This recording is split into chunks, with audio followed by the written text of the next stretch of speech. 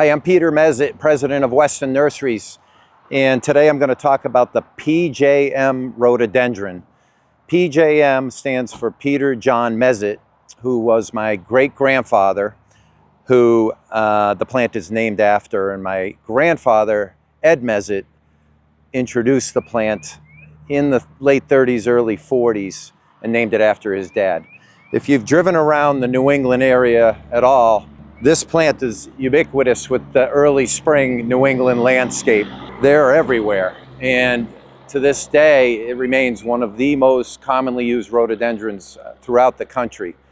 So the story goes, my grandfather went to China and he found from the rhododendron doricum, brought some pollen back from northern China and crossed it with rhododendron carolinianum, which is native to the States.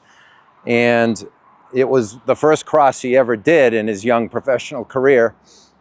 And about 4 or 5 years later on the hillside, he had cloned what he thought was the best cross out of that.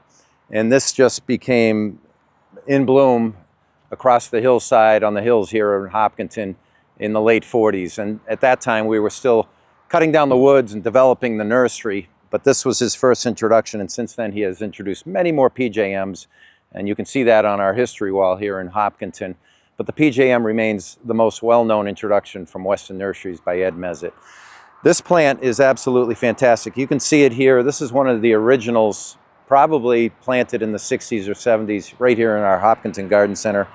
It's mid-April 2026. It's just coming into bloom right now. This one is almost beyond bloom. It was brought in a few weeks ago from one of our vendors. And you can see what the full flowers look like. There were 3 types of PJMs introduced: Elite, Victor, and Regal. Elite is the one that's most predominant in the landscape today. You will see PJM Elite on many of our availability lists, but that is ubiquitous with the regular PJM for all practical purposes. The plant is as tough as nails. It survives. We have a place in Vermont, and it lives up there in northern Vermont, and that's a zone 3. We call it a zone 4. It survives up there in part because the snow load is so heavy and it kind of protects the roots a little more. But I've seen this plant in northern New England. I've seen it all the way coast to coast, north of, what do they say, the Mason-Dixon line or whatever. So Minnesota, it doesn't matter, Chicago. It likes acidic soils. This is about as big as they get. This one's about 8 feet tall. Typically we say it gets around 6 feet tall. You can prune these back to stumps and they will sprout out again from the ground. You can't kill it. It loves partial shade. This is north facing right here, and you can see all the blooms, and it can take full sun as well.